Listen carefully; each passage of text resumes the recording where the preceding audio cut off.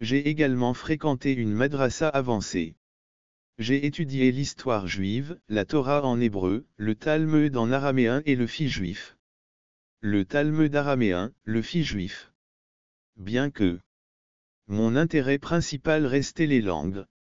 À la même époque, à l'âge de 15 ans, j'ai perdu la foi. J'ai perdu la foi. Ma foi en Dieu. J'en suis venu à la conclusion. À la conclusion que si Dieu me disait de faire certaines choses, comment ne pas le faire? Certaines choses, comment pourrais-je ne pas le faire? Alors j'ai essayé d'être plus orthodoxe, et puis un jour je me suis surpris à penser. À penser que si Dieu dit de faire ces choses, je devrais les faire, mais s'il n'y a pas de Dieu, je ne peux pas le faire. Je devrais le faire, mais s'il n'y a pas de Dieu. Je ne savais pas vraiment si je croyais en Dieu. Peut-être que ce n'est pas le cas, mais je ne le pense pas. Et si? S'il n'y a pas de Dieu, je n'ai pas besoin de tout faire. Et j'ai arrêté. Pouvez-vous imaginer à quel point mon père était en colère contre beaucoup de gens? Surtout les catholiques et les protestants. Fondamentalistes qui ont grandi dans un environnement religieux rigide où l'on menaçait l'enfer et la damnation, où l'on était battu par des damnations, battu par des religieuses à l'école et forcé de se sentir coupable de choses qui font simplement partie de la fitra de la nature alors que son corps s'éloigne joyeusement de la religion. De la religion, en fait ils deviennent très anti-religieux, se sentant comme s'il était sorti de prison. Mes sentiments n'étaient pas les mêmes. J'ai ressenti de la tristesse, plutôt du deuil. Il ne pouvait rien faire. Je le savais. Je savais que cela me réconforterait, mais ce n'était pas le cas, pour une fois. Tout au long. 1960. Année 1970, j'ai eu ces épisodes récurrents. C'est qui me rongeaient, comme l'a dit Jeffrey LNK dans son livre sur la conversion à l'islam.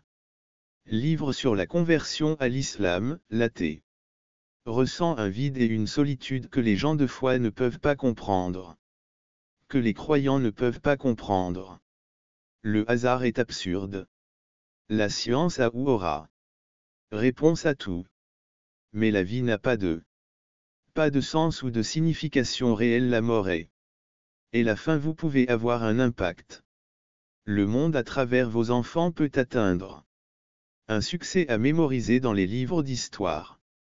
Pour des centaines voire des milliers d'années quand le soleil mourra, l'humanité pourra coloniser d'autres systèmes stellaires peut-être même d'autres galaxies, mais finalement, même si cela prend 15 milliards d'années, l'univers lui-même mourra ou s'effondrera dans un trou noir. Un trou noir ou quelque chose comme ça, et finalement il y aura le néant absolu, la seule chose infinie et le vide, alors la vie n'a plus de sens. Et la mort terrifiante, la vraie moralité devient relative, ce qui peut conduire à la confusion morale, à l'hédonisme et pire encore. La morale est pire, mais au lieu du mépris de l'être humain que beaucoup d'athées prétendent ressentir, je les respectais et les enviais souvent pour la sécurité de la certitude. Les enviais pour la sécurité, la certitude et le confort qu'ils retiraient de leur presque orthodoxe, je suis soudain devenu en athée. Bien que j'ai continué à aimer les langues, la culture, la musique juive.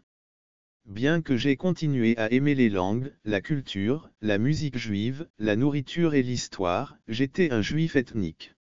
Il était toujours sioniste. Était encore fondamentalement une philosophie politique, et non philosophie religieuse. En fait, à l'époque, il y avait encore. À l'époque, le sionisme suscitait encore une opposition considérable chez de nombreux orthodoxes. L'opposition au sionisme était encore considérable. Le sionisme d'aujourd'hui, religieux et messianique ne s'est développé qu'en 1967 à 1970, lorsqu'Israël s'est emparé de Jérusalem. J'ai également décidé que je voulais être linguiste historique, spécialisé dans les langues sémitiques.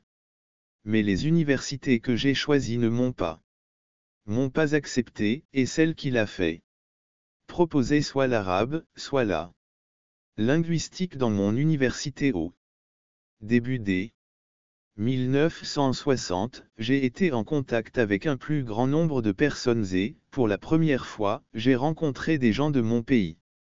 Avec un plus grand nombre de personnes et, pour la première fois, j'ai rencontré un grand nombre de protestants, d'Afro-Américains et d'étudiants étrangers.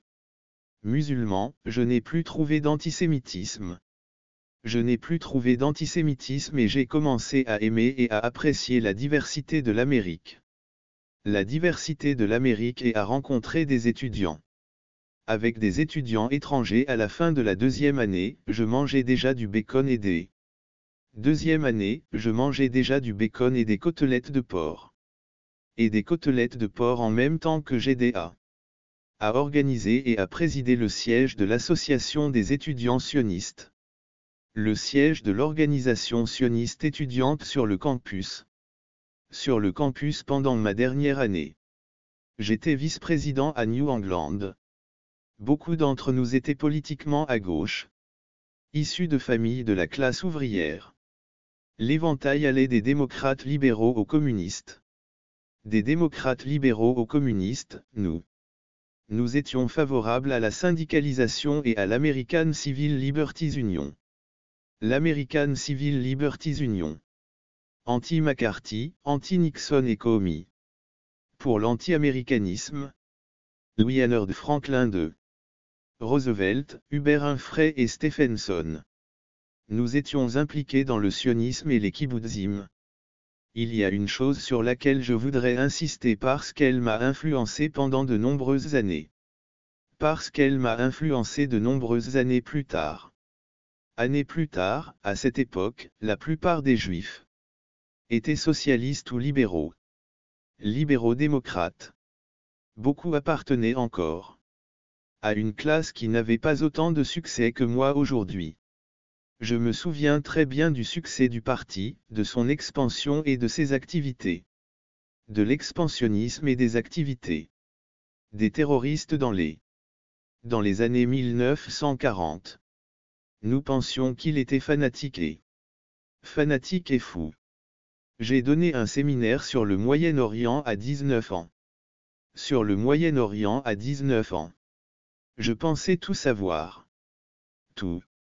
Mon professeur était syrien et je pensais qu'il était musulman. J'ai dû lui apprendre quelques trucs. L'époque était étonnamment patient et tolérant avec moi. Compte tenu de son antisionisme évident. Sa critique de mes écrits était objective et facile. Sa critique de mes écrits était objective et facile. D'autant plus qu'il était très d'il a prêté plus d'attention et s'est rendu compte de la propagande que j'avais absorbée. S'est rendu compte de la propagande que j'avais absorbée et de la combien d'informations avaient été ignorées. Ignorées, je n'ai pas eu une très bonne note, mais j'ai beaucoup appris. C'est le gourou Ada qui m'a fait comprendre qu'une personne pouvait être à la fois laïque et une non-laïque en même temps. Je me suis de plus en plus impliqué dans le mouvement. De plus en plus impliqué dans le mouvement. Pour les droits civiques et contre la guerre au Vietnam, j'ai rejoint le comité de coordination Non-Violence Coordinating Committee et l'Association nationale pour l'avancement. Pour la promotion des personnes de couleur. J'ai participé à des manifestations pacifiques dans les réfectoires. Et aidé à établir sur notre campus le siège de l'association alors modérément des étudiants pour une société démocratique, alors modérément radicaux. Une société démocratique. Me suis spécialisé dans le gouvernement. J'ai suivi plusieurs cours de droit constitutionnel et en relation et de relations internationales. En août 1963, je me suis rendu à Washington, D.C. pour participer à la marche sur Washington et j'étais à 20 mètres du Dr King lorsqu'il a prononcé ce merveilleux discours. A prononcé ce merveilleux discours. Perdu la foi à 15 ans et à 20 ans, j'ai perdu la foi dans le sionisme. J'ai perdu ma foi dans le sionisme. J'avais encore un héritage ethnique. Bien que j'ai commencé à me sentir mal à l'aise face à la territorialité de nombreux. Mal à l'aise face à la territorialité de nombreux Juifs, je me sentais comme un Américain qui se battait pour les intérêts américains. Je suivais une formation pour devenir professeur d'études sociales. J'ai suivi une formation pour devenir professeur d'études sociales, mais le marché de l'emploi n'était pas très bon après 2 ans de travail. Après 2 ans de travail en tant que remplaçant et comme remplaçant et un poste dans mon ancien lycée, j'ai rejoint le corps de la paix parce que j'étais membre. Corps de la paix. L'aventurisme et l'idéalisme ont amélioré mes perspectives d'emploi. Plus tard dans la vie et m'ont permis d'éviter. J'ai été enrôlé dans l'armée, envoyé au Vietnam, j'ai été sélectionné pour aller en Ouganda, en Afrique. J'ai été sélectionné pour aller en Ouganda, en Afrique. J'ai été extrêmement heureux dans ce pays magnifique, vivant là où le Nil du lac Victoria, en enseignant à des élèves qui voulaient apprendre dans une société où les enseignants étaient respectés. Dans une société où les enseignants étaient respectés. Apprendre de nouvelles langues et de nouvelles cultures. J'ai appris à aimer la cuisine africaine. J'ai commencé à aimer la cuisine indo-pakistanaise et, enfant, j'ai commencé à regarder des films indiens. J'ai commencé à regarder des films indiens, en particulier. J'aimais Mohamed Rafi, le célèbre chanteur. Je me souvenais de la musique religieuse de mon père, qu'il aimait aussi. De mon père, il aimait aussi l'ambiance arabe d'Amman. L'ambiance arabe d'Amman que j'avais trouvée sur la côte de Mombasa. J'ai trouvé sur la côte de Mombasa du lard. Zanzibar pour la première fois, pas dans un film d'Hollywood ou de Bombay. Hollywood ou de Bombay. J'ai entendu la canne, l'appel à la prière dans l'islam, même dans les films. À la prière dans l'islam, même dans les films, vos mélodies tristes m'ont toujours transmis beaucoup d'émotions. Il a étudié 2 langues africaines. Swahili Luan. Le Swahili n'est pas venu très facilement à M. Très facilement. La moitié de son vocabulaire est arabe et presque identique à. Mais le Swahili est une langue bantoue. J'ai été fasciné par les similitudes et les différences. J'ai été fasciné par les similitudes et les différences entre le Swahili et la langue bantoue. Le Swahili et l'Ouganda. C'était ma dernière chance de faire quelque chose que j'avais toujours voulu faire. Je me suis inscrit à un cours de linguistique, mais maintenant avec des langues bantoues. Les langues bantoues au lieu des langues sémitiques, je me suis inscrit à l'université des études supérieures.